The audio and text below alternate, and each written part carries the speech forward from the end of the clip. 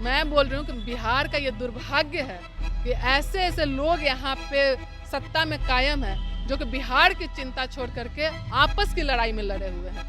विपक्ष इस पे हमेशा खड़ी है, हम विपक्ष इस पे बातें कर रही है, विपक्ष इस पे आपसे सवाल कर रही है, विपक्ष आपके लिए इस पे रोड पे आ रही है। लेकिन जो आप माननीय नीतीश कुमार जी जब बोलते हैं कि जब जिस थाना के प्रभार क्षेत्र में, जिस मुखिया के प्रभार क्षेत्र में, जिस पार्षद के प्रभार क्षेत्र में अगर शराब मिलेगा तो उनको टारगेट किया जाएगा। तो मैं पूछ रही हूँ कि पूरे बिहार के अंदर में शराब मिल रहा है, पूरे बिहार के अंदर में गैर कानूनी तौर पे शराब हो रहा है, पूरे बिहार के अंदर में बेटियां सुरक्षित नहीं है, उनके साथ बलात्कार हो रहा है, उनको मार दिया जा रहा है।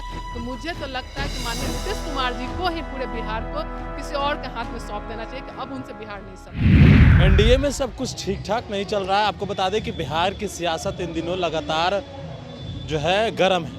एक तरफ मुकेश सहनी और दूसरी तरफ बीजेपी, लगातार बयानबाजियों का सिलसिला चल रहा है। मुकेश सहनी कह रहे हैं हम 24 सीटों पर उम्मीदवार उतारेंगे, वहीं बीजेपी कह रही है कि हमने आज तक उनके साथ चुनाव ही नहीं लड़ा। कई ऐसे मुद्दे हम बात करेंगे। आरजेडी के नेत्री हैं मधु मंजरी जी, उनसे कि आखिरकार क्या चल क्या रहा है बिहार में, एनडीए में ही। जो डबल इंजन की सरकार है, मजबूरी की सरकार बनी हुई है, दोनों में देखें कभी भी कोऑर्डिनेशन नहीं रहा है। एक तरफ तो नीतीश कुमार जी बिहार की जनता को ये बोल करके बिहार की जनता को अपने तरफ ले गए कि विशेष राज्य के दर्जा दिलाएंगे, दूसरी तरफ बीजेपी के लोग जो हैं वो बोल रहे हैं कि विशेष राज्य का दर्जा नहीं संभव है। तो इन लोग आपस में जो कोऑर्डिनेशन है वही सही नहीं है।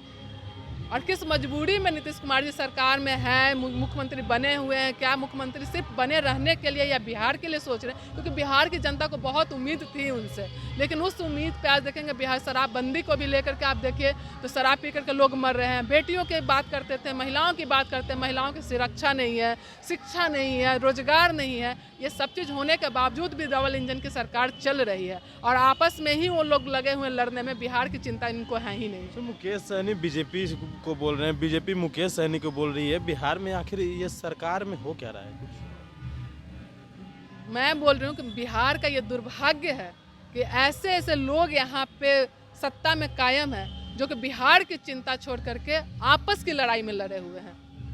ये चूहा जो टॉम एंड जेरी नहीं होता था, टॉम एंड जेरी वाला खेल चल रहा है और बिहार की जनता को कोई चिंता ही नहीं है कि बिहार की जनता किस तरह से मर रही है, कितनी परेशान है। यहाँ पे शिक्षा नहीं है, सुरक्षा नहीं है, रोजगार नहीं है, कुछ भी नहीं है। बिहार की चिंता को कोई सरकार को चिंता ही नहीं है। अच्छा, और बस आपस में आप लोग विपक्ष में हैं, विपक्ष को लगता है कि क्या विपक्ष अपनी जिम्मेवारी निभा रहा है? देखिए, कोरोना काल से लेकर के या किसी भी चीज़ में लेकर के माननीय नेता, हमारे नेता प्रतिपक्ष तेजस्वी यादव जी हमेशा खड़े रहे हैं, हमेशा अपने आवाज़ पे भी लोगों से मिलते हैं, लोगों के प्रॉब्लम को सॉल्व करने की कोशिश करते हैं।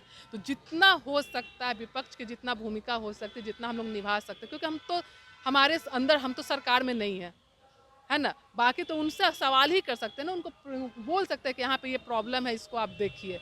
बाकी तो आगे हम लोग कुछ कर नहीं सकते हैं। जितना लेकिन लूट हो जा रही है, मंत्री के बेटा गोली चला रहे हैं, विपक्ष इस पे हमेशा खड़ी है, हम विपक्ष इस पे बातें कर रही है, विपक्ष इस पे आपसे सवाल कर रही है, विपक्ष आपके लिए इस पे रोड पे आ रही है। लेकिन जो आप माननीय नीतीश कुमार जी जब बोलते हैं कि जब जिस थाना के प्रभार क्षेत्र में, जिस मुखिया के प्रभार क्षेत्र में, जिस पार्षद के प्रभार क्षेत्र में अगर शराब मिलेगा तो उनको टारगेट किया जाएगा। तो मैं पूछ रही हूँ कि पूरे बिहार के अंदर में शराब मिल रहा है, पूरे बिहार के अंदर में गैर कानूनी तौर पे शराब हो रहा है, पूरे बिहार के अंदर में बेटियां सुरक्षित नहीं है, उनके साथ बलात्कार हो रहा है, उनको मार दिया जा रहा है। तो मुझे तो लगता है कि माननीय नीतीश कुमार जी को ही पूरे बिहार को किसी और के हाथ में सौंप देना चाहिए कि अब उनसे बिहार नहीं संभल रहा है। अच्छा, मुकेश सहनी पर आरोप लगाया जा रहा है कि जिस तरीके से लालू यादव के पास भी यही विभाग था और मुकेश सहनी के पास भी वही विभाग है, और उसी को लेकर उन पर आरोप अब लगाया जा रहा है। कौन सा आरोप?